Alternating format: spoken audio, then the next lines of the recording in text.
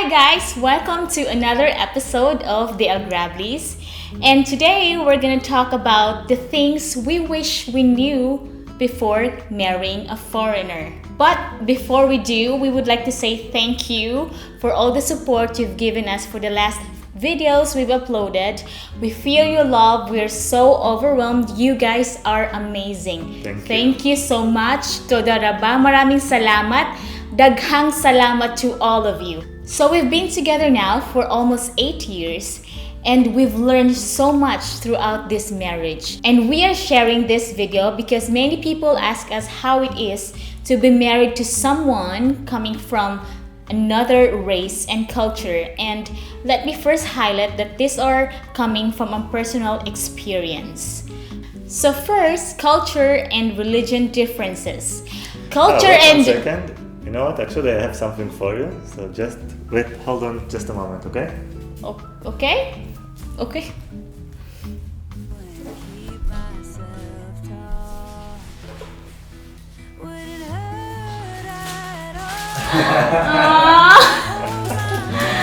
Oh, thank you. Wow, you never missed a day. You say, actually, Valentine's Day. I forgot. Yeah, this guy never missed to give me flowers. These are beautiful. Thank you so much.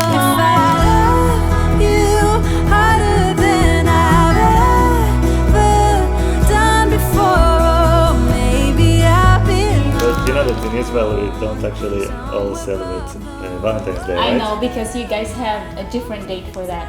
Yeah, we have the Love Day in Israel, so some people celebrate both, some celebrate only the Israeli one. But since you married to a foreigner, you adopted both. Yeah. Yeah, so he's gonna give me flowers twice a year. Oh, no way. Yeah, actually I did. Yeah. So, I'm just gonna carry this one like I'm a Miss Universe, alright? Yeah, okay. Alright, so where was I? So I was mentioning, thank you so much by the way. Thank you. So I was mentioning the first one, culture and religion differences. Culture and religion play a big part in someone's personality. Between me and Tomer, I am a Christian and he's a Jew. For us Christians, we accepted Jesus as the Messiah and the Savior, but Jesus is not part of the Jewish theology. That means no Christmas, no Lenten, no Advent, or any occasion that has connection to the celebration of the life of Jesus. Yeah, but actually you guys kind of took many holidays from us, like Hanukkah, you know, this is the celebration of lights, like the Purim. Purim is where we put up costumes, and you guys do this Halloween thing when you have to scare everybody, but you still put costumes. So you also, like for me, it seems like the religions have parallel holidays, but just they are named differently. But actually, it's almost the same. For us in Israel, we have quite a few holidays, and it seems like you guys have many as well. Yeah, we do. We do have a lot of holidays, and I can see what you mean, that we have a lot of holidays that are kind of like similar to Judaism. But you know, as a matter of fact, if you think about it, Jesus was in fact a Jew. Yeah. And of course, you guys are based on the Old Testament, which is our Bible. So it seems like we do have a lot in common.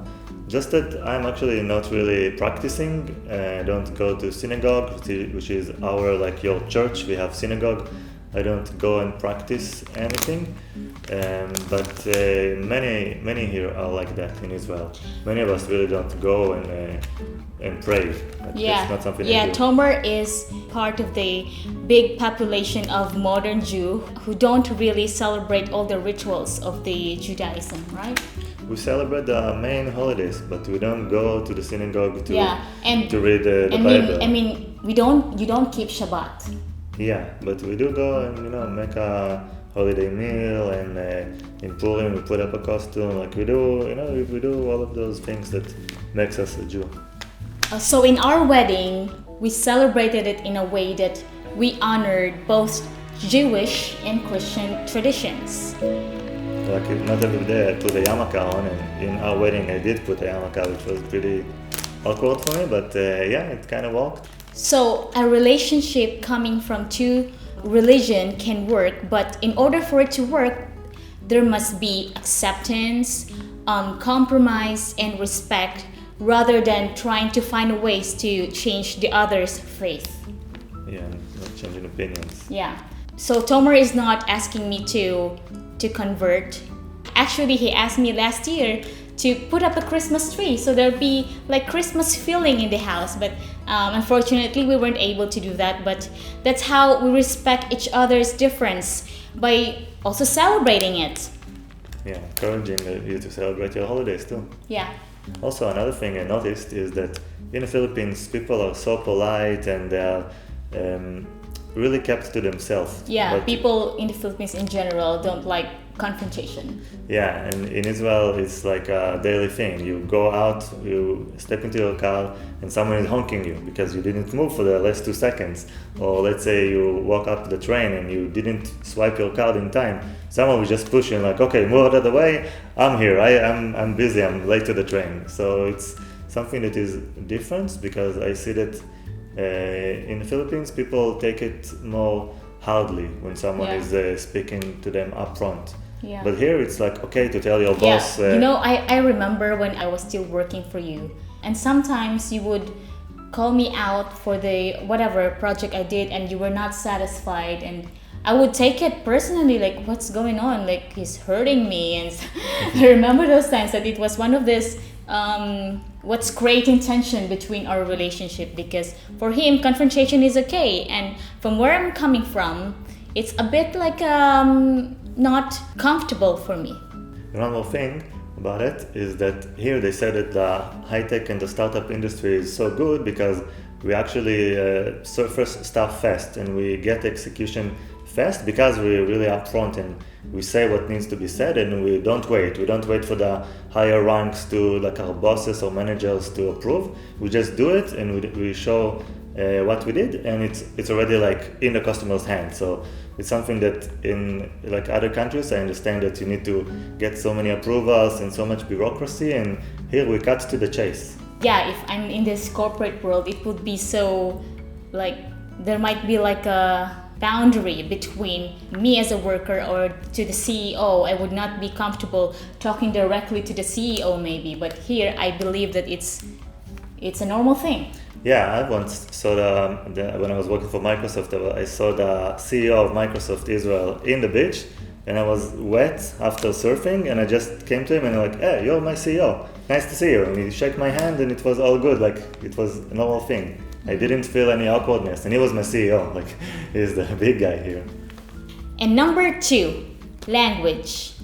It's so hard for me to learn Hebrew, and just because it's hard doesn't mean to say that I shouldn't learn it. Especially now with kids, it's so hard to navigate the school system if you have zero clue about the language, or even just going to the supermarket. Everything requires a basic understanding of the local language. And when Tomer was in the Philippines, you also tried to learn the language. Yeah, a little bit. For example, I tried to learn a little bit of Bisaya and Tagalog, but it was pretty hard. I knew only basic sentences. I didn't really know a lot. And now I can overhear friends and I can understand a little bit from the conversation. Yeah. Especially since you guys put in some English word every once in a while. Yeah. And with our kids, we have come to an understanding that our kids talk to me in English, although it's not my native tongue, but we both think that they will get an advantage for it in the future, and they only talk to him in Hebrew. And good thing, the kids are like sponges when it comes to absorbing these languages, and I wish I have this kind of sponge in my head, but unfortunately no. By this age. Yeah, so I call Elon Google Translate, because sometimes I say something in Hebrew and he just automatically simultaneously translates it for you in English. Yeah. And it's really cool. He's amazing in being a bilingual.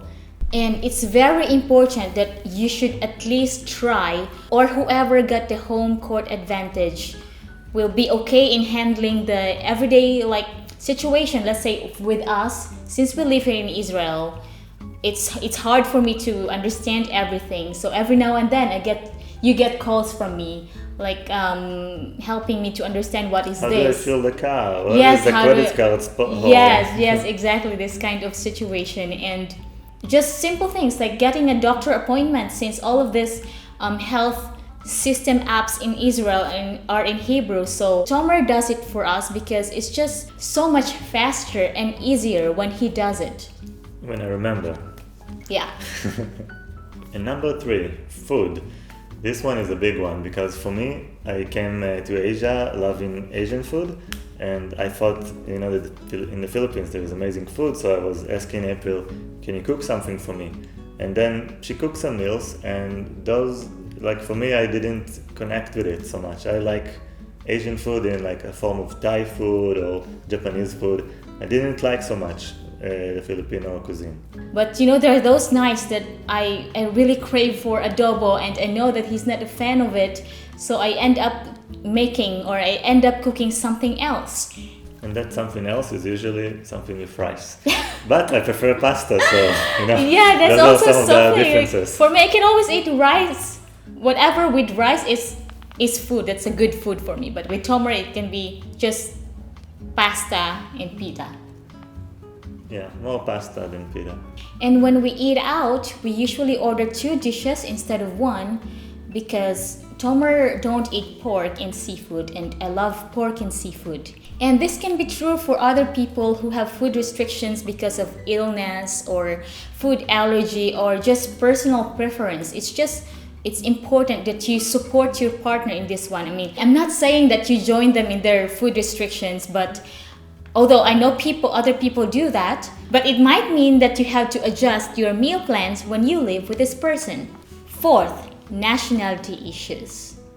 Just getting married doesn't qualify you for a visa, and this is true in many countries. The road to citizenship can be very long. Every meeting we have with the Bureau of Immigration involves a lot of time and documentation. And it is going to be equally challenging for both partners, regardless of who is the local and who is the foreign, because you will be required to provide documentation like a proof that you live together, maybe in a form of utility bills or maybe joint bank accounts or pictures together or Letter from friends. yeah, even letter from friends confirming the authenticity of the relationship. The bottom line is, if you are about to get into this process, the sooner you get this information, the better.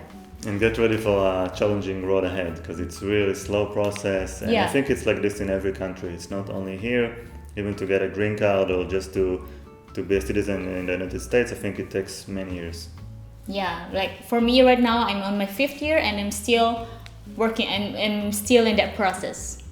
Yeah. Number 5, family distance. You need to discuss plans on visiting your family, and you need to know if you're capable financially for a trip to go visit your family every now and then. Yeah, and some families actually, when you have kids, the parents come to you from abroad, but for example, in our situation, it didn't happen. We usually go there. Also, you need to plan the times ahead. Yeah. For example, before we had kids, it was so easy. We can just go whenever. Yeah, now. But right now, there are like 2 weeks when there is no school. So in those 2 weeks, those are the only 2 weeks you can go, and the flights are so expensive in those 2 weeks. Yeah, international flights with kids are not cheap. Yeah. So you need to come up with an agreement to set aside a budget that is intended to visit the family. So that's it for us. Those are the 5 things we wish we knew before marrying a foreigner. I am a foreigner to him, and She's a foreigner to me. yeah. So I hope this helps anyone who is planning to, or even the ones who are already married to a foreigner. Bottom line is, you need to embrace the differences, have patience, and you need to learn how to compromise. So that's it. By the way, guys, we read all your comments from our previous videos and we're so overwhelmed. And if you guys have some suggestions on future videos, let us know in the comment section below. Thank you so much for watching. And if you guys love this video, please hit the like button. Subscribe to our channel. We'll put up a video once a week. So see you in the next one. Bye!